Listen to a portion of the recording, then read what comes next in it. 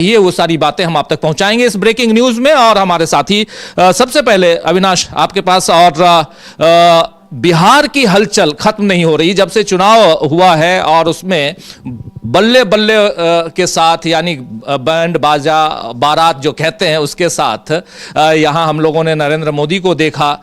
लेकिन उसके बाद हम देख रहे हैं कि नीतीश बाबू, जब से हिजाब कांड हुआ है तब से थोड़ा वो बैकफुट पे हैं। और इधर जीतन राम मांझी ने एक बयान दे दिया था जिसमें उन्होंने कहा था कि कैसे वोट की चोरी हम करवाते हैं, वोटों की चोरी, यानी वोट चोरी जिसके बारे में राहुल गांधी लगातार कहते आए हैं, उसका एक उदाहरण उन्होंने दिया था। और अब जीतन राम मांझी यहां कह रहे हैं कि मुझे तो भाई एक सीट चाहिए राज्यसभा में, वरना मैं साथ छोड़ दूंगा। केंद्रीय मंत्री हैं वो, उनकी बात। लेकिन उससे पहले नीतीश कुमार दिल्ली आए हुए हैं, क्यों आए हुए हैं जरा ये बताइए। नहीं, सबसे बड़ी बात तो यही है कि नीतीश कुमार 2024 जनवरी में एनडीए में आते हैं और उसके बाद वो दिल्ली कई बार आए हैं, लेकिन कभी भी वो दिल्ली में आने के बाद बीजेपी के बड़े नेताओं से नहीं मिले हैं। ना तो पीएम से कभी मिले वो दिल्ली में आकर, ना ही अमित शाह से मिले और ना जेपी नड्डा से मिले। लेकिन इस बार नीतीश कुमार की प्रधानमंत्री से भी मुलाकात हो रही है, और जो अमित शाह से भी मुलाकात हो रही है 12:30 बजे। हाँ, अमित शाह से उनकी 12:30 बजे मुलाकात हो रही है। और चुनाव हो चुका है, एक महीने का समय बीत चुका है, नीतीश कुमार का मंत्रिमंडल विस्तार सब कुछ हो चुका है। लेकिन उसके बावजूद जिस तरीके से बिहार सरकार को लेकर लगातार इस तरीके की खबरें आ रही हैं कि बीजेपी ने 6 महीने के लिए नीतीश कुमार को छोड़ा है सीएम पद के लिए, 6 महीने के बाद बीजेपी वहां अपना सीएम बना लेगी। तो इसी के चलते ना तो नीतीश कुमार ने जब मंत्रिमंडल विस्तार किया तो वहां पर भी हमने देखा था कि जेडीयू के जो मंत्रियों की संख्या थी वो बीजेपी से आधी थी। तो नीतीश कुमार ने अपने सारे मंत्री इसीलिए नहीं बनाए थे क्योंकि उन्हें भी ये लग रहा था कि भाई कहीं ऐसा ना हो कि पार्टी के जो असंतुष्ट विधायक हैं बीजेपी उनमें तोड़फोड़ ना कर ले जाए। तो ये तमाम चीज़ें बिहार में चल रही हैं। और सबसे बड़ी बात तो ये है कि जब से बिहार के जो नितिन नवीन है उनको बीजेपी ने राष्ट्रीय अध्यक्ष बनाया है, उसके बाद से ही जेडीयू के अंदर सबसे ज़्यादा बेचैनी दिखाई दे रही है कि भाई नितिन नवीन कोई बहुत बड़े नेता नहीं थे। जिस तरीके से अचानक ही उनके नाम का जब फैसला होता है तो बीजेपी के तमाम लोग चौंक गए थे कि भाई नितिन नवीन है कौन। बाद में पता चलता है कि भाई ये बिहार के विधायक हैं, नीतीश सरकार में मंत्री हैं। वो जो उनका जो दर्जा भी था वो टॉप 10 का दर्जा नहीं है बिहार सरकार में भी। अचानक ही उनका नाम बीजेपी के कार्यकारी अध्यक्ष के रूप में सामने आ जाता है और वो दिल्ली पहुंचते हैं। तो उसके बाद से ये साफ साफ दिखाई दे रहा है कि बीजेपी की नज़र बिहार पर टिकी हुई है, और अगर बिहार में यदि किसी की कुर्सी बीजेपी छीनेगी तो वो नीतीश कुमार ही है। लेकिन सवाल ये भी उठता है अविनाश की, अगर बिहार की में नीतीश बाबू की कुर्सी छीन ली जाती है तो फिर नरेंद्र मोदी को भी तो यहां बैसाखी चाहिए, नरेंद्र मोदी को भी तो नीतीश का साथ चाहिए। और इसलिए और न सिर्फ नीतीश का बल्कि जीतन राम मांझी का साथ भी चाहिए। और अगर नीतीश की कुर्सी छीनी जाती है, जीतन राम मांझी की बात नहीं मानी जाती है, और उधर हम आंध्र प्रदेश में देख रहे हैं कि वो भी मनरेगा को खत्म करने के बाद आंध्र प्रदेश भी थोड़ा नाराज है, वहां के मुख्यमंत्री नाराज दिखाई दे रहे हैं। और यह विस्फोट किसी भी दिन हो सकता है, जो हम लोग कह भी रहे हैं कि क्या एनडीए बिखर जाएगा, तो यह बिखरते हुए हम लोग अभी से उसको देख पा रहे हैं। इसलिए यह चर्चा हो रही है और खबरें इस ढंग से ब्रेकिंग खबरें हैं जो हमारे तमाम साथी जो इस वक्त कार्यक्रम को देख रहे हैं न्यूज रूम से, इस लाइव कार्यक्रम को, उसमें यह समझ सकते हैं कि नीतीश कुमार का दिल्ली आना, जीतन राम मांझी की शर्त रखना कि मुझे एक सीट चाहिए राज्यसभा की, जबकि आप देखिए कि उनके बेटे को जो चुनाव में खड़े नहीं हुए थे, एमएलसी भी नहीं बने थे, लेकिन उनको एक मंत्री पद की शपथ दिलवा दी गई थी। यानी आपको एमएलसी बाद में बनवाया जाएगा, और उसके बाद उपेंद्र कुशवाहा के, माफी चाहूंगा, उपेंद्र कुशवाहा के बेटे थे वो, उनके लिए। लेकिन उपेंद्र कुशवाहा ही सही, मगर हुआ तो है ना, क्योंकि आप कहीं ना कहीं यहां पर दबे हुए नजर आ रहे हैं। और एनडीए का कुनबा कैसे बरकरार रहे, इसको लेकर भी अलग चर्चा होती होगी, अलग कहीं ना कहीं प्रेशर होगा। और नितिन नवीन की आप बात कर रहे हैं, कहा यह जा रहा था कि कार्यकारी अध्यक्ष बनाए जाने के बाद अब जो अध्यक्ष पद पे बैठे हुए थे इतने साल से वो हट जाएंगे, लेकिन अध्यक्ष महोदय यानी कि जेपी नड्डा साहब अध्यक्ष की हैसियत से जाकर वो लखनऊ में मीटिंग करते हैं और तमाम अखबारों में वही छपता है। तो नितिन नवीन की हैसियत क्या रहेगी ये भी देखना होगा, अध्यक्ष क्या अब खत्म हो जाए, हट जाएंगे वहां से, ये भी देखना है। तो बहुत सारी हलचल है, इसलिए अलग अलग ढंग से हलचल को हम देख रहे हैं। इसलिए इस पर जरा और थोड़ा सा विस्तार से बताइए कि क्या कुछ चल रहा है खबरों के हिसाब से, मैं विश्लेषण नहीं चाहता हूं, खबरों के हिसाब से कि यहां क्या क्या दिखाई दे रहा है स्टेप बाय स्टेप। हाँ, नहीं, जिस तरीके से आपने बताया कि जीतन राम मांझी को लेकर कि उन्होंने सीधा सीधा बोल दिया है कि भाई हमसे लोकसभा चुनाव के समय पर बात हुई थी कि 2 लोकसभा की सीटें दी जाएंगी और 1 राज्यसभा की दी जाएगी, लेकिन जब लोकसभा चुनाव आया तो अंतिम समय पर कह दिया गया कि भाई नीतीश कुमार साथ में आ गए हैं तो इसलिए आप 1 सीट रख लीजिए। बोले वो हमें 1 सीट मिली और वो 1 सीट हम जीत के आए। अब राज्यसभा वाला मामला आया हुआ है। बोले अगर जिस तरीके की खबरें चल रही हैं, जो जीतन राम मांझी का ही कहना है कि भाई मीडिया में इस तरीके की खबरें चल रही हैं कि 5 सीटों पर बिहार में जो चुनाव होना है, उन 5 सीट में से 2 सीट तो बीजेपी अपने पास रखेगी, 2 सीट नीतीश कुमार अपने पास रखेंगे और जो 1 बची हुई सीट है वो चिराग पासवान को दी जा रही है। तो फिर बोले हमें जो वादा किया गया था हमारे साथ में उसका क्या होगा? बोले हम कहाँ जाएंगे? तो हमारी जो 1 सीट है वो पहले हमको मिलनी चाहिए, अगर हमें वो सीट नहीं मिलेगी तो हम एनडीए भी छोड़ देंगे। उन्होंने साफ साफ एनडीए छोड़ने की बात कह दी है कि ये जिस तरीके से विधानसभा चुनाव हो कि पिछली बार भी उनको 7 सीटें दी गई थी, इस बार 6 मिली हैं। हाँ, इस बार लेकिन यह कहा गया था विधानसभा चुनाव के समय कि आपको 1 सीट राज्यसभा की हम देंगे इन्हीं शर्त पे, और यही कह भी रहे हैं जीतन राम मांझी कि चूंकि ये उस समय जब नियम और शर्तें लागू वाली बात हो रही थी तब ये कहा गया था कि हाँ हम आपको, आप विधानसभा की 6 सीटें ले लीजिए, 6 सीटों पे आप चुनाव लड़िए, 1 सीट हम आपको राज्यसभा की देंगे। और अब आज की तारीख में अगर राज्यसभा की सीट जीतन राम मांझी को नहीं देते हैं तो यहां पर परेशानी में तो आएंगे वो, और परेशानी में एनडीए का कुनबा आएगा। और यहां से क्योंकि ये ताश के पत्ते की तरह है पूरा का पूरा ये कुनबा एनडीए का, एक बार एक पत्ता उसमें से निकला तो भरभराकर वो जो महल है वो गिरते देर नहीं लगेगी। और इसीलिए मैं कह रहा हूं कि बिहार से इसकी शुरुआत हो सकती है। नीतीश कुमार के ऊपर एफआईआर, कल ही हम लोग चर्चा कर रहे थे कि एफआईआर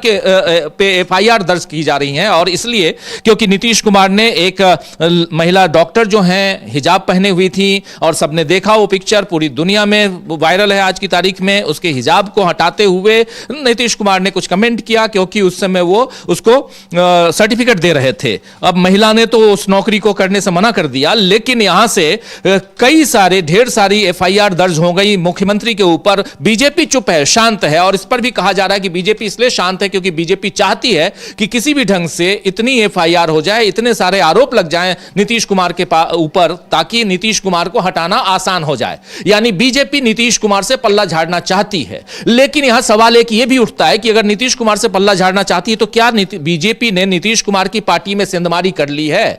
यह सवाल भी उठता है कि क्या सेंधमारी हो गई है? अगर नीतीश को हटा दिया जाए तो क्या वो कुनबा बरकरार रहेगा?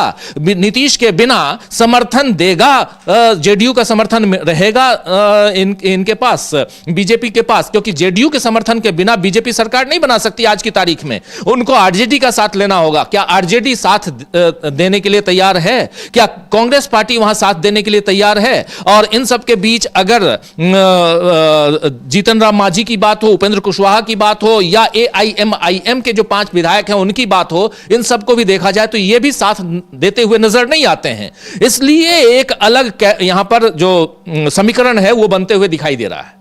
नहीं, बिल्कुल, क्योंकि सबसे बड़ी बात तो यही है कि बीजेपी को लोकसभा में सबसे ज़्यादा ज़रूरत नीतीश कुमार की भी है और टीडीपी की भी ज़रूरत है, और इसी के चलते नीतीश कुमार इस समय मुख्यमंत्री की कुर्सी पर बने हुए हैं। अगर 2019 से के बाद वाली स्थिति होती, बीजेपी के पास दिल्ली में बहुमत होता, तो संभवतः नीतीश कुमार को सीएम नहीं बनाती।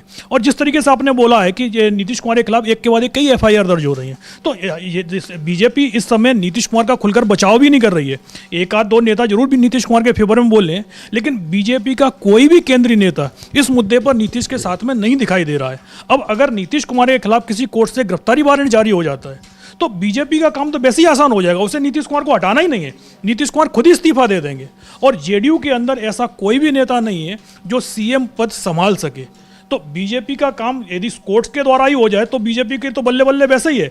और नीतीश कुमार को अगर बीजेपी हटाएगी तो साफ साफ दिल्ली में केंद्र की जो सरकार है वो भी हिल जाएगी, क्योंकि नीतीश कुमार का समर्थन बीजेपी की ज़रूरत है। अगर नीतीश कुमार साथ नहीं होते हैं तो फिर बहुत मुश्किल हो जाएगा, फिर तो एक तरीके से टीडीपी के का एक पूरी तरीके से प्रेशर में सरकार आ जाएगी। तो कई चीज़ें चल रही हैं, और जिस तरीके से नीतीश कुमार दिल्ली आए हैं तो पहला सवाल तो यही उठ रहा है कि क्या जिस तरीके से जो हिजाब वाला मामला सामने आया है और उसमें बीजेपी का जो स्टैंड है वो जेडीयू के साथ नहीं दिखाई दे रहा है। तो इस कहीं कहीं उसके चलते तो नीतीश कुमार नहीं आए, क्योंकि अभी तक जैसे बताया कि 2 साल हो गए नीतीश कुमार दिल्ली कई चक्कर लगे हैं, लेकिन कभी भी वो पीएम से नहीं मिलने नहीं गए हैं। मीडिया में चर्चा तो चलती थी कि भाई नीतीश कुमार को इतने बजे का टाइम मिला हुआ है, अब निकलने वाले हैं, लेकिन पता चलता है नीतीश निकले तो हैं लेकिन वो एयरपोर्ट की तरफ निकल गए हैं। तो साफ है कि नीतीश का प्रधानमंत्री से मिलना ये कई चीज़ों पर चल रहा है कि जिस तरीके से नीतीश कुमार के खिलाफ अलग अलग राज्यों में एफआईआर हो रही हैं, तो उसको लेकर भी जेडीयू के अंदर नाराजगी दिखाई दे रही है कि भाई नीतीश कुमार को डिफेंड बीजेपी क्यों नहीं कर रही है।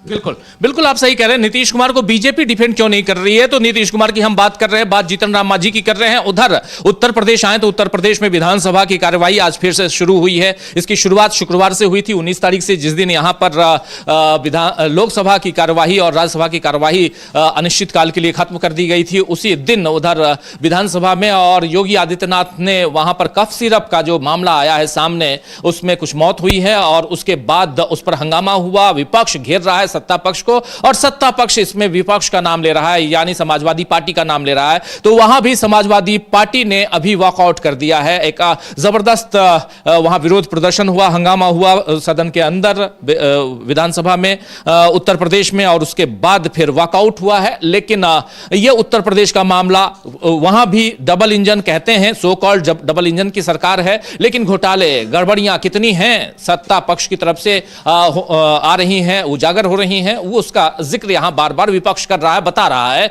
और इसलिए भी क्योंकि साल भर बाद वहां भी चुनाव है 2027 में, 26 आ रहा है इसलिए साल भर बाद में कह रहा हूं, 2027 में चुनाव है उत्तर प्रदेश में, और अभी से चुनावी रंग उत्तर प्रदेश में भी दिखाई देने लगा है। और इन सब के बीच क्या नरेंद्र मोदी अपने कुनबे को बरकरार रख पाएंगे? क्या नरेंद्र मोदी की सरकार आराम से 2029 तक चल पाएगी? क्योंकि जो सीन यहां पर सिनेरियो हम देख रहे हैं खासकर बिहार में, और जो कुछ दिखाई दे रहा है बिहार से बाहर, उधर आंध्र प्रदेश में मनरेगा को लेकर जितनी बातें हो रही हैं, क्योंकि मनरेगा को रिप्लेस नहीं किया है, मनरेगा को खत्म कर दिया गया है, और इस बात को अब सब लोग जान रहे हैं। सोनिया गांधी ने आज चिट्ठी लिखी है इसी मसले पे, माफी चाहूंगा, आर्टिकल लिखा है द हिंदू में। उस आर्टिकल में सोनिया गांधी ने क्या कुछ लिखा है, और उससे अब आने वाले समय में कांग्रेस पार्टी क्या रणनीतियां बनाने जा रही है, इसकी चर्चा भी थोड़ा यहां जरूरी है। निगाहें टिकी हुई हम सबकी सीधे उधर भी कि यहां 12:30 बजे होम मिनिस्टर अमित शाह से मुलाकात है नीतीश कुमार की,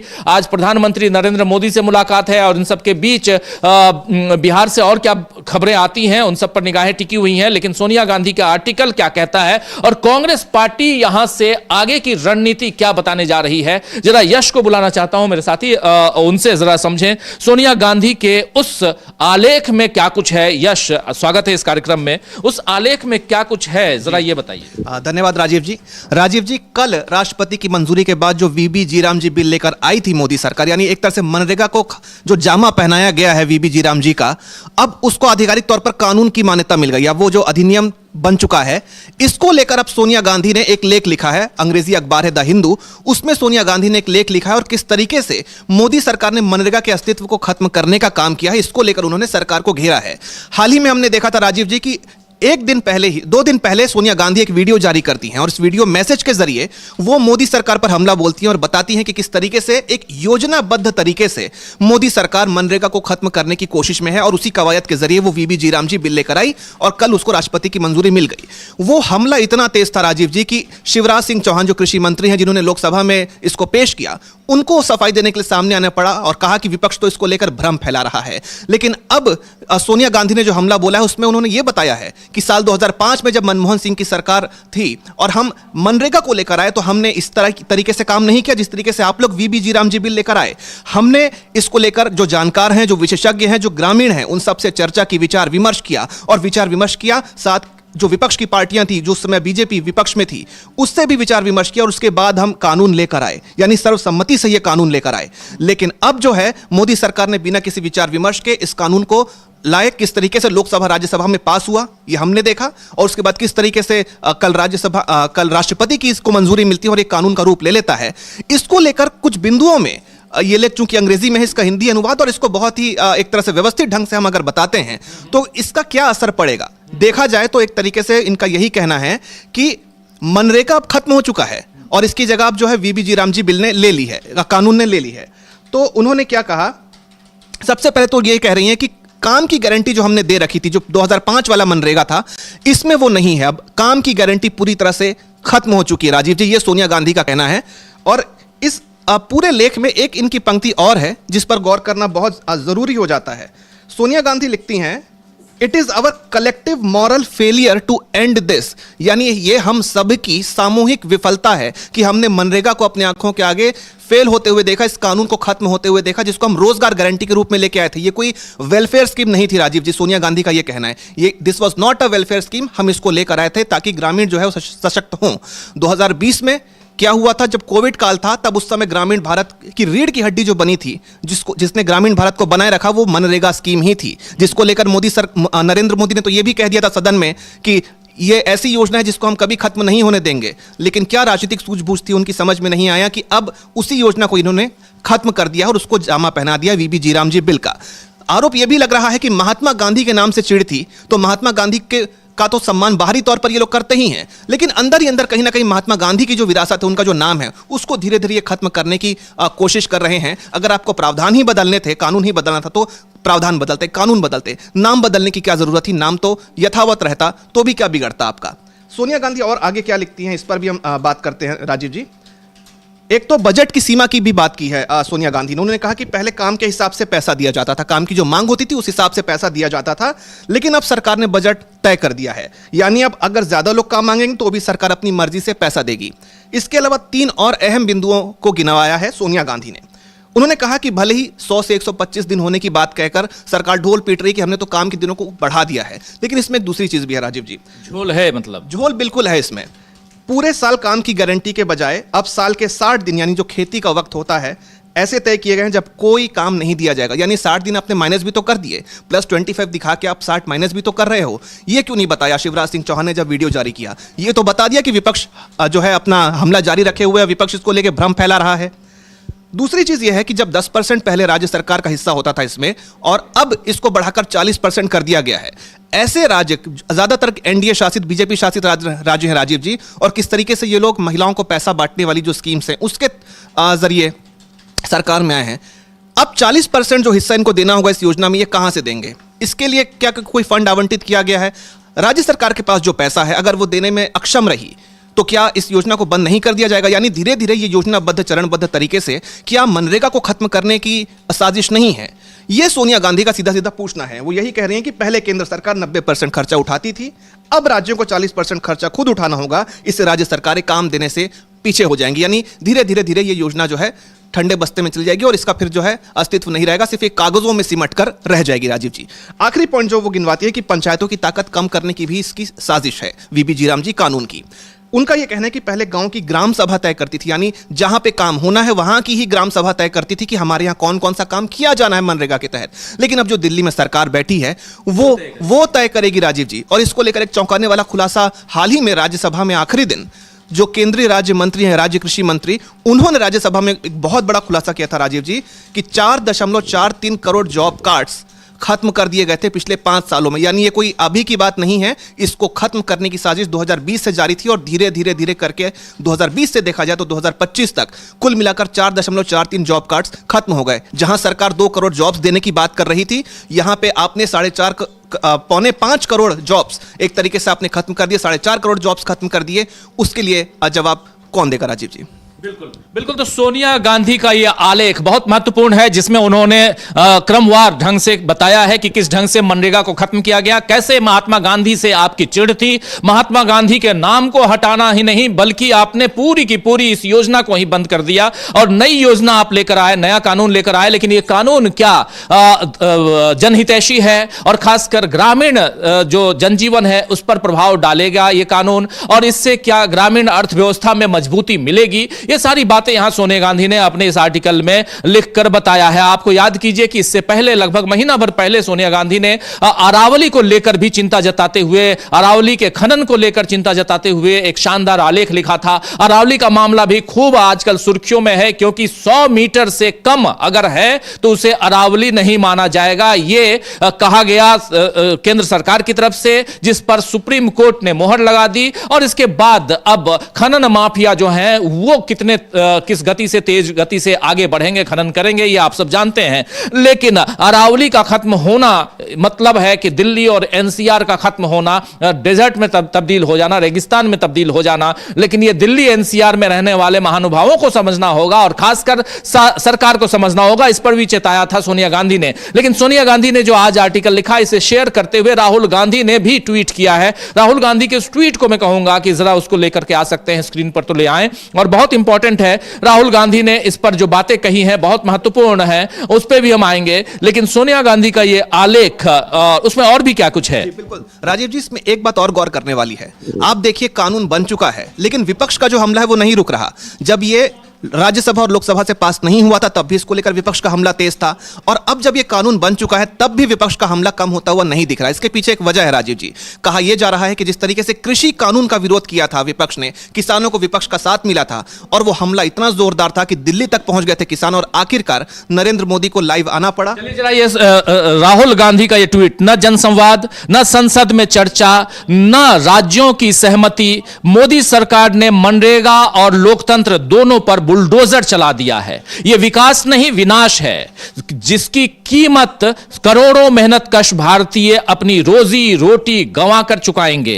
कांग्रेस संसदीय दल की अध्यक्ष श्रीमती सोनिया गांधी जी का इस गंभीर मुद्दे के हर पहलू का पर्दाफाश करता हुआ यह आलेख जरूर पढ़ें। यह राहुल गांधी ने इसे ट्वीट किया है, और यहां पर साफ साफ the bulldozed demolition of MNREGA, the bulldozed, इससे समझ में आ सकता है कि जब बुलडोजर शब्द का इस्तेमाल यहां पर किया है सोनिया गांधी ने, और किस ढंग से डिमोलिशन है ये जिक्र यहां पर, ये दोनों शब्द बुलडोज्ड एंड डिमोलिशन, इन दोनों शब्दों से आप समझ सकते हैं कि सोनिया गांधी की चिंता क्या है, और चिंता को यहां पर जाहिर किया है राहुल गांधी ने भी। और साफ साफ राहुल गांधी यहां लिख रहे हैं, न जनसंवाद, न संसद में चर्चा, न राज्यों की सहमति, मोदी सरकार ने मनरेगा और लोकतंत्र दोनों पर बुलडोजर चला दिया है। पहली लाइन बहुत इंपॉर्टेंट लाइन है राहुल गांधी की, कि न जनसंवाद किए आप, न ही संसद में चर्चा किए, न ही राज्यों की सहमति ली, लेकिन आपने मनरेगा को सीधे सीधे, लोकतंत्र मनरेगा दोनों पर बुलडोजर चला दिया।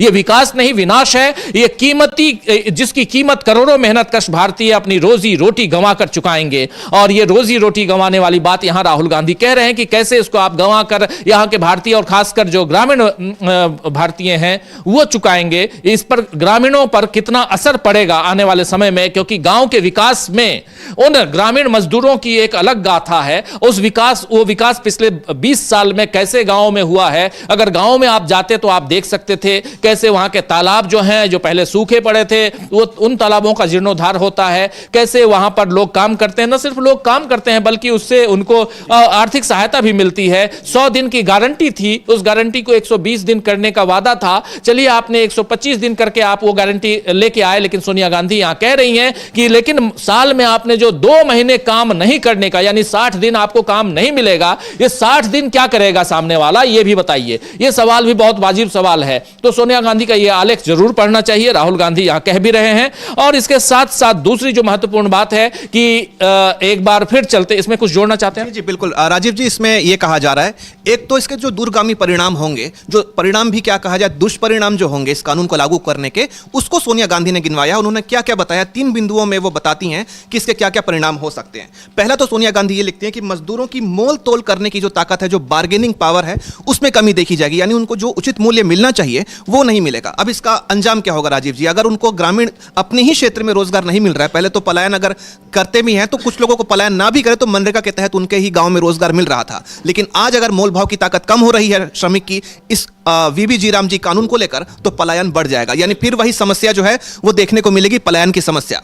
उसके साथ उन्होंने ये भी कहा है कि कोरोना के समय तो इसी योजना ने करोड़ों लोगों को बचाया था, लेकिन अब वो सहारा भी छिन जाएगा। लेकिन देखा जा रहा है राजीव जी कि अब ये जो कानून है इसको लेकर विपक्ष का हमला कम क्यों नहीं हो रहा, बल्कि विपक्ष तो और आंदोलन तेज करता जा रहा है। 30 तारीख को जो है 29 तारीख को कांग्रेस की एक बैठक है, बहुत बड़ी बैठक है, तो इसको लेकर विपक्ष हमला क्यों कर रहे हैं? क्यों सोनिया गांधी 27 को है और राहुल गांधी उस पर लिख रहे हैं, मल्लिकार्जुन खड़गे लिख रहे हैं, विपक्ष के तमाम नेता लिख रहे हैं, सोनिया गांधी ने वीडियो जारी किया, सोनिया गांधी ने आर्टिकल लिखा। इसके पीछे कहा यह जा रहा है कि अगर विपक्ष ये हमला जारी रखता है राजीव जी, तो जिस तरीके से जो 3 कृषि कानून थे जिसको मोदी जी ने यह कहकर वापस ले लिया था कि शायद मेरी ही तपस्या में कोई कमी रह गई होगी। ऐसा लगता है इस बार भी शायद वो आएंगे और फिर यही कहेंगे कि मेरी तपस्या में इस बार भी कोई कमी रह गई। और इसके साथ ही साथ राजीव जी, इसीलिए विपक्ष जो है अपना हमला जारी रखे हुए है कि अगर यह हमला जारी रहा तो हो सकता है कि जैसे कृषि कानून वापस लिए गए थे वैसे ये कानून भी वापस लिए जाए। इसके साथ ही साथ एक चीज और सोनिया गांधी ने कहा है कि सिर्फ आपने मनरेगा को खत्म करने का काम नहीं किया, बल्कि कांग्रेस के वक्त की और भी ऐसी चीजें थी जिसको आपने खत्म करने का या कमजोर करने का काम किया। एक पोर्शन है उनके आलेख में, the bulldozed demolition of MNREGA, जो उन्होंने लिखा है सीधा बीजेपी पे हमला बोलते हुए। ये बिल्कुल बीजेपी पे फिट होता है ये टाइटल। आर्टिकल में लिखती हैं सोनिया गांधी कि सरकार सिर्फ मनरेगा ही नहीं बल्कि राइट टू इंफॉर्मेशन, सूचना का अधिकार, शिक्षा का अधिकार और जंगल की जमीन पर आदिवासियों के हक जैसे कई जरूरी कानूनों को भी धीरे धीरे कमजोर कर रही है। यानी हमने तो सोचा था कि ये यहीं पर रुक जाएंगे, लेकिन ये हर दिन जो है हमारी उम्मीदों बिल्कुल पे खरा उतरते हुए, मतलब एक तरह से उम्मीदों को ये कह रही कि नहीं, आपने जितना सोचा था हम इससे ज्यादा हैं, हमने सिर्फ इन जिन जिन अधिकारों की बात यहाँ हुई, चाहे राइट टू फूड की बात हुई हो, मतलब ये सारे कानून बने हो, चाहे आधार की बात हो, आधार आपकी पहचान उसकी बात हो, जिसको धीरे धीरे, और एसआईआर में आधार को लेकर काफी चर्चा हुई स्पेशल इंटेंसिव रिवीजन पे जब जो चुनाव आयोग करवा रहा है, उसके अलावा सूचना का अधिकार की बात हो, चाहे मनरेगा की बात हो, हर जगह हम लोगों ने देखा है कि कैसे इन कानूनों को खत्म करने की या धीरे धीरे उसे कमजोर करने की, शिथिल करने की कोशिश हुई है, साजिश रची जा रही है और उस साजिश का पर्दाफाश हो रहा है। और आप याद कीजिए इसी सदन में अभी जो विंटर सेशन चल रहा था उसमें मल्लिकार्जुन खड़गे का भाषण, जिसमें उन्होंने कहा था इसी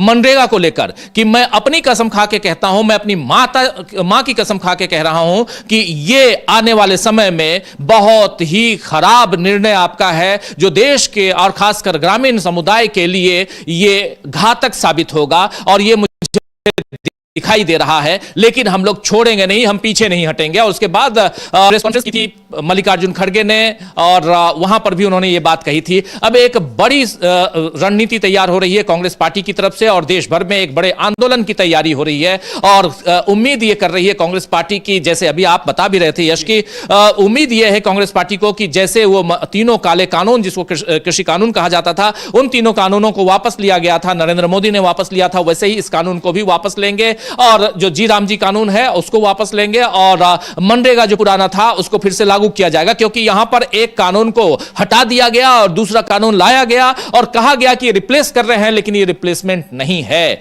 ये अपने आप में एक नया कानून है। रिप्लेसमेंट में होता है उसके कुछ हिस्सों में सुधार होता है, आप सुधार नहीं कर रहे हैं, आपने उसको पूरा का पूरा हटा दिया है, तो ये एक बहुत इंपॉर्टेंट। लेकिन थोड़ा सा फिर चलते हैं बिहार की तरफ। बिहार में जीतन राम मांझी का जिक्र हम कर रहे थे। जीतन राम मांझी ने जो बातें कही हैं उनकी जुबानी जरा सुनते हैं। वो साफ साफ कह रहे हैं कि मुझे एक वादा किया गया था राज्यसभा की सीट, अगर राज्यसभा की सीट नहीं मिलती है तो मैं छोड़ दूंगा एनडीए।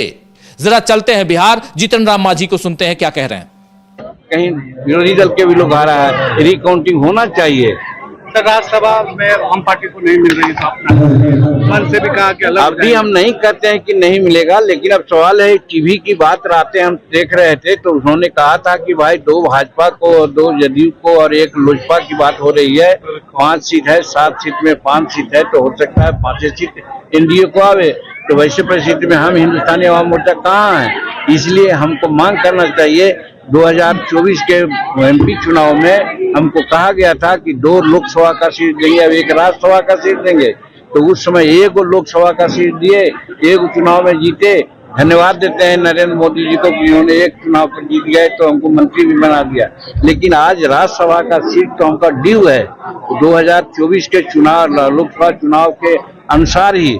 तो आज जब अप्रैल में 2025 में लोकसभा का राज्यसभा का चुनाव होगा तो उस समय हिंदुस्तानी अवाम मोर्चा सेकुलर को 1 सीट मिलना चाहिए, ये मेरी मांग है। ये हम अपने पदाधिकारियों को कह रहे थे, क्योंकि हम तो पार्टी में है नहीं।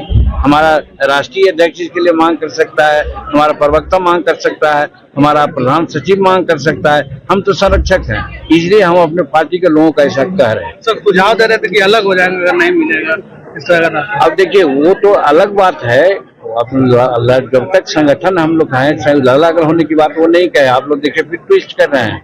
हमने कहा कि आज हम मान्यता प्राप्त पार्टी नहीं है, इसलिए नहीं है कि हमको 8 सीट नहीं है, 6 सीट मिल गया था तो हमको 8 सीट कैसे।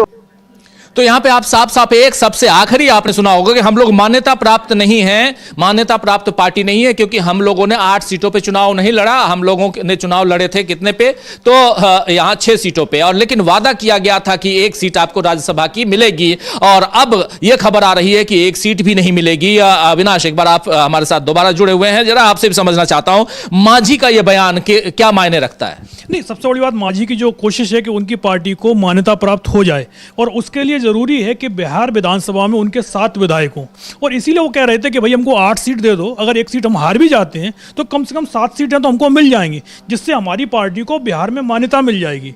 और उनकी यही कोशिश चल रही थी। और उनका दूसरा वो जो कहना, जो पहले भी हम बोल चुके हैं कि 5 सीटों का जो राज्यसभा जो चुनाव होना है उसका तो आपने बंदरबाट पूरा कर लिया है, हमारे हिस्से में कुछ भी नहीं आ रहा है। जबकि दूसरी तरफ जो उपेंद्र कुशवाहा हैं, उनको आपने एमएलसी सीट भी दे दी है, उनको आपने राज्यसभा की सीट भी दे दी है, जबकि महाजी बिहार के मुख्यमंत्री रह चुके हैं, और उनका जो जनाधार है वो उपेंद्र कुशवाहा से काफ़ी ज़्यादा है।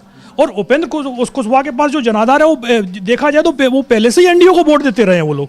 तो उपेंद्र कुशवाहा से ज़्यादा बड़े नेता हैं मांझी, जब देखा जाए तो वो जो चिराग पासवान है उनसे भी ज़्यादा उनका दबदबा है। लेकिन एनडीए के अंदर जिस तरीके से मांझी को एक तरीके से कमज़ोर रखा जा रहा है कि उनको केंद्र में भैया अपने मंत्री बना दिया, लेकिन 3 सीटों की बात करके आपने उनको सिर्फ 1 सीट पर समेट दिया है।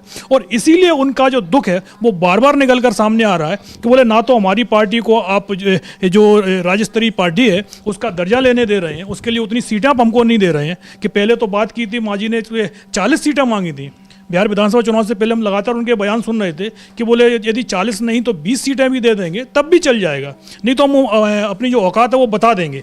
तो अब जो जिस तरीके से मांझी आए हैं और उन्होंने कहा कि भाई हमको 1 सीट दो, नहीं तो हम एनडीए भी छोड़ देंगे, तो सीधा सीधा एक मैसेज है कि भाई अगर एनडीए में बीजेपी अपने सहयोगी दलों को से जो वादे किए हैं अगर उनको पूरा नहीं करेगी तो फिर भाई एनडीए में रहने का मतलब क्या रह जाएगा। कि अभी आप कुछ भी बोल देते हैं कि भाई हम आपको ये इतनी सीटें देंगे, लेकिन जब आपका मतलब निकल जाता है तो फिर आप पहचानते नहीं हैं कि भाई आपसे तो 1 सीट आप मंत्री बना दिया हमने आपको। लेकिन जो मुख्य बात थी कि जो सीटें की बात मांझी से की गई थी उसको लेकर ही मांझी लगातार बोल रहे हैं कि हमें जो हमारा हिस्सा जो है बस हमें हमारा हिस्सा दे दो, दूसरे से हमको मतलब नहीं है। एक बात ये साफ समझ में आ रही है कि यहां पर चाहे बिहार हो चाहे दूसरे राज्य हो, हर जगह बीजेपी अपने आप को मजबूत करना चाहती है, ये साफ समझ में आता है। महाराष्ट्र में भी हम लोगों ने यही देखा कि कल रिजल्ट आया है महाराष्ट्र में, और उसमें भी उस रिजल्ट के साथ साथ लेकिन जो कुनबा है इनका यानी महायुति वहां पे जो है वो कुनबा मजबूती के साथ उभर के आया है उस निकाय चुनाव के रिजल्ट में। लेकिन साथ साथ दूसरी बातें यहां नजर आती हैं कि महायुति के जो दूसरे साथी हैं, चाहे अजित पवार हो चाहे वो शिंदे हो, ये कमजोर हुए हैं पहले से। आंचल को बुलाना चाहता हूं। आंचल, जरा महाराष्ट्र की सियासत पर गहरी नजर रखती हैं आप, पैनी नजर रखती हैं, जरा आपसे भी समझना चाहता हूं कि एक तो रिजल्ट और उसमें ये नंबर 1 की पार्टी बीजेपी बन के आई है, अच्छा है क्योंकि उनकी सरकार है, उस हिसाब से उन लोगों ने अपने हिसाब से, और इसमें ईवीएम से वोटिंग हुई है ये भी कहा जा रहा है। जो दूसरा ग्रुप है यानी महाविकास आघाड़ी वाला जो ग्रुप है जिसमें कांग्रेस पार्टी उभर के आई है मजबूती के साथ, नंबर 1 पे है, लेकिन कांग्रेस के अलावा उद्धव ठाकरे गुट को और एनसीपी को, शरद पवार गुट को दहाई का आंकड़ा नहीं मिला। और सबका यह कहना है कि वहां पर ईवीएम के कारण ये सारे रिजल्ट आए हैं। चलिए ईवीएम का केस वो तो चलता रहेगा, लेकिन उसके अलावा उद्धव ठाकरे, आदित्य ठाकरे, इन लोगों के बयान भी हैं। आदित्य ठाकरे का एक बयान पिछले दिनों आया है, क्या कुछ है? देखिए राजीव जी, अगर जिस तरीके के नतीजे देखे जाएं, नतीजों पर विपक्ष तो पहले से ही सवाल उठाता आ रहा है, चाहे वो विधानसभा चुनाव के नतीजे हों चाहे ये हो, और आगे भी अब बहुत जल्दी चुनाव होने वाले बीएमसी के उस पर भी नजर है हमारी। लेकिन जो अब नतीजे आए हैं उस पर संजय राउत ने भी सवाल उठाए हैं। उन्होंने तो साफ साफ ये कह दिया है कि ये जो नतीजे आए वो वोट चोरी करके आए हैं, और ऐसा नहीं है कि पहली बार संजय राउत की तरफ से इस तरीके का बयान दिया गया, इससे पहले भी वो कई बार कह चुके हैं कि जो नतीजे आते हैं उसमें कुछ ना कुछ धांधली होती है। विधानसभा चुनाव के नतीजे भी हमने देखे थे किस तरीके से ग्राउंड पर कुछ और नजर आ रहा था और जो नतीजे आए वो कुछ और ही थे, और उसके खिलाफ आंदोलन भी छिड़ा था। और अब वही दोबारा से इस नतीजों को भी देखकर यही लगता है कहीं ना कहीं, क्योंकि जिस तरीके से संजय राउत सवाल उठा रहे हैं, आदित्य ठाकरे ने भी बोला है, और अब अगर हम इस बीच बात करें नतीजों के अलावा और भी चीजों की, तो अभी एक और बड़ा मामला है। जैसे अगर बीएमसी चुनाव की बात करें, आगे बीएमसी चुनाव होने, उस पर नजरें सबकी हैं, और इस बीच एक ऐसी घटना सामने आ रही है जो कई सवाल खड़े करती है शासन पर, प्रशासन पर। क्योंकि प्रशासन अगर देखा जाए तो वहां पर सरकार महायुति की है, यानी कि एनडीए की सरकार है, बीजेपी सबसे बड़ा दल है एक तरीके से,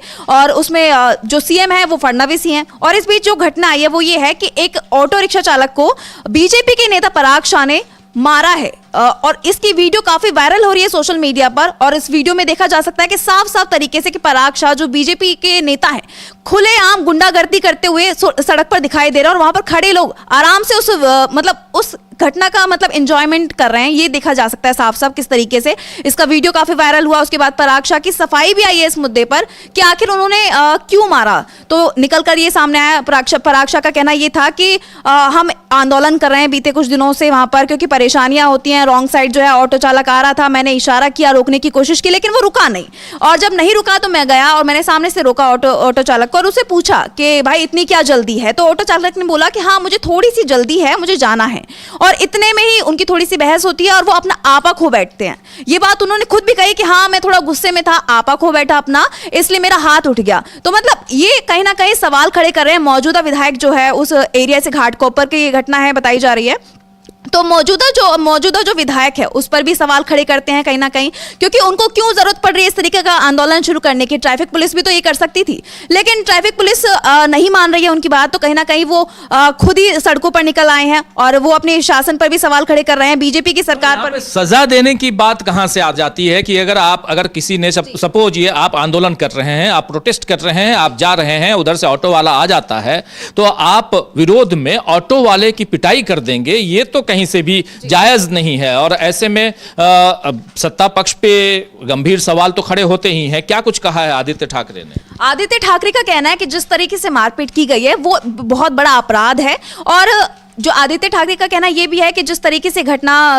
आई है सामने, बीजेपी के नेता ने मारा है, वो अपराध तो है ही, लेकिन कहीं ना कहीं शासन पर भी सवाल खड़े करता है कि बीजेपी नेता जो है अपने ही प्रशासन की जो कार्रवाई उससे खुश नहीं है, क्योंकि उनको ये स्टेप लेना पड़ा आगे बढ़कर। चाहती तो सरकार भी कर सकती, पुलिस भी ये कदम उठा सकती थी, लेकिन उनको सामने आना पड़ रहा है। तो सवाल कहीं ना कहीं मौजूदा विधायक उस पर भी खड़ा होता है और सरकार पर भी खड़ा होता है कि क्या अगर आगे भी ऐसी घटना होती है तो बीजेपी के विधायक या नेता जो भी कहें, क्या वो इसी तरीके का जो है स्टेप उठाते रहेंगे, आगे भी वो अपनी मनमानी करते रहेंगे? क्या रोड पर जो उनकी बात नहीं मानेगा, क्या उस पर वो सजा देने की बजाय, कार्रवाई करने की बजाय, शिकायत करने की बजाय क्या अपने हाथ में कानून लेंगे? इस तरीके के कई सवाल जो है खड़े हो रहे हैं बीजेपी पर कई सवाल इसलिए खड़े हो रहे हैं क्योंकि अगर कानून आप हाथ में लेंगे, और जो वहां महाराष्ट्र में दिखाई दे रहा है वो यही दिखाई दे रहा है कि सत्ता पक्ष अपनी मनमानियां कर रहा है, चाहे ऑटो वाला हो या कोई और हो। अगर सत्ता पक्ष मनमानियां करेगा तो वो आजकल विजुअल का जमाना है, वीडियोस बनते हैं और वीडियो शेयर भी होते हैं, वीडियो सोशल मीडिया के जरिए लोगों तक पहुंचते हैं, और यही घटनाक्रम में यहां साफ दिखाई दे रहा है। महाराष्ट्र की बात कर रहे थे हम, और महाराष्ट्र में जो सत्ता पक्ष की मनमानियां हैं वो दिखाई दे रही हैं। इन सब के बीच कल जो महाराष्ट्र में निकाय चुनावों के रिजल्ट आए हैं, पंचायत के भी रिजल्ट आए हैं, और उस रिजल्ट में जरूर महायुति की जीत हुई है, लेकिन कहा जा रहा है कि महायुति नहीं जीतती अगर वहां ईवीएम से वोटिंग नहीं होती। अगर ईवीएम की जगह बैलेट पेपर से पोलिंग करवाई जाती तो रिजल्ट कुछ और आता। लेकिन इन सब के बीच अब बृहन मुंबई और तमाम नगर पालिकाओं के चुनाव की घोषणा भी हो चुकी है। 15 तारीख को शायद है, 15 तारीख को वोटिंग होगी और 16 को नतीजे भी आ जाएंगे, और उसकी तैयारियों में सारे सियासी दल लगे हुए हैं। लेकिन विपक्ष का कहना तो यही है कि 15 तारीख को भी जो वोटिंग होगी उसमें भी बीजेपी बाजी मार लेगी, क्योंकि बीजेपी का काम हो गया वोट चोरी करने का, और कहीं ना कहीं उसके लिए बीजेपी यही कर रही है। और अब आगे भी जो चुनाव होंगे उनमें भी इसी तरीके का है। तो विपक्ष इसके खिलाफ बहुत बड़े आंदोलन की तैयारी में भी है, लगातार ये मुद्दा सड़कों पर उठा रहा है, जनता के बीच पहुंचाया जा रहा है वोट चोरी का जो मुद्दा है। और अब आगे भी देखना होगा कि क्या होता है, क्या विपक्ष के इस मुद्दे पर जनता का समर्थन उसे मिल पाता है, क्योंकि अभी तक जो देखा जाए उस हिसाब से तो जनता तक ये मुद्दा पहुंच रहा है और बहुत सी आवाजें उठ भी रही हैं। क्योंकि इससे पहले भी हमने देखा था कि विधानसभा चुनाव के नतीजों पर जब सवाल उठाए गए थे तो कुछ लोगों ने इसको लेकर आंदोलन भी छेड़ा था, गाँव में इसके खिलाफ आंदोलन छेड़ा गया था, सवाल उठाए गए थे कि हमने तो हमारा वोट इस नेता को दिया ही नहीं था। तो फिर ये हमारे क्षेत्र से जीत कैसे सकता है। और अब जो चुनाव आने वाले हैं उसके लिए भी लगातार यही कहा जा रहा है कि अगर चुनाव इसी तरीके से किए जाते हैं तो बीजेपी की जीत होगी, क्योंकि विपक्ष ने साफ कर दिया है कि वो वोट चोरी कर जीत रहा है विपक्ष। विपक्ष ही नहीं, अब तो जीतन राम मांझी भी कह रहे हैं। उन्होंने तो कबूल ही कर लिया है, साफ साफ उनका वीडियो भी सामने आया, उसके बाद उनको सफाई भी देनी पड़ी। अगर वो उनका वीडियो नहीं था, उनको सफाई देनी क्यों पड़ी, सवाल उस पर भी उठ रहे हैं कि आप। और इस तरीके से अगर देखा जाए, जिस तरीके से उन्होंने बोला कि मैंने पिछली बार तो जितवा दिया था क्योंकि उन्होंने मुझसे संपर्क कर लिया, तो मैंने डीएम को बोल दिया अरे हमारा कैंडिडेट आप जितवा दीजिए, तो 2700 वोटों से जीत गया। लेकिन इस बार उसने हमसे कांटेक्ट नहीं किया, हमसे बात नहीं की, तो हमने उनकी मदद नहीं की, हम मदद नहीं कर पाए, इस तरीके का उनका बयान है। तो कहीं बहुत सवाल खड़े करता है, क्योंकि जीतन राम मांझी बहुत बड़े नेता हैं और एनडीए के सहयोगी भी हैं, बिहार में सरकार जो है उसमें शामिल है, और ऐसे में उनका बयान आना बहुत सवाल खड़े करता है, उन पर ही नहीं पूरी सरकार पर, पूरे एनडीए पर। क्योंकि अगर अब ये बात सामने आ रही है तो इसका मतलब यह है कि इससे पहले भी कई बार इस तरीके के जो है नतीजे जो आए थे, जो देखने को मिले थे कि एनडीए के पक्ष में गए, हो सकता है वो महागठबंधन के पक्ष में जाने वाले हो, लेकिन गलती से वो जिस तरीके से चुनाव चोरी हुआ, वोट चोरी हुई, उसके बाद वो एनडीए के पक्ष में गए।